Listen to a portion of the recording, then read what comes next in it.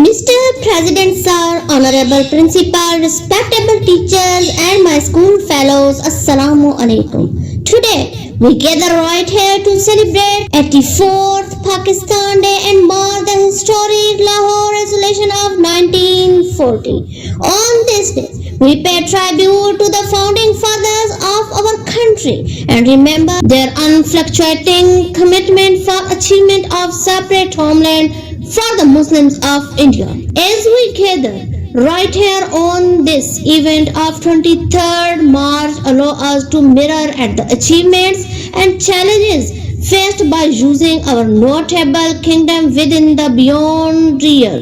When our homeland came into being, Pakistan has faced many more obstacles. However, it has also recorded many victories and milestones. Our unity has emerged as a nuclear strength and front runner in the Muslim global. We have made considerable development in schooling, healthcare and technology and generation. But we should acknowledge that our journey has not been without demanding situations. Corruption, terrorism, poverty and lack of knowledge continue to threaten the steadiness and prosperity of our kingdom. Those challenges can only be end off if we come together as a nation with a shared vision and a common aim. In this Pakistan Day, I would love to urge all citizens to devote themselves to the beliefs and ideas of our founding fathers.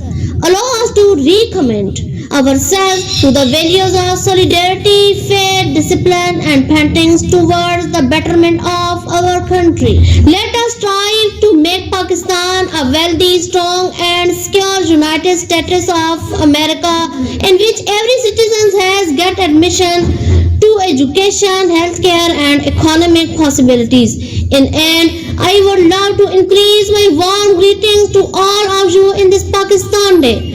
May Allah bless our nation and guide us on the route of development and prosperity. Long live Pakistan!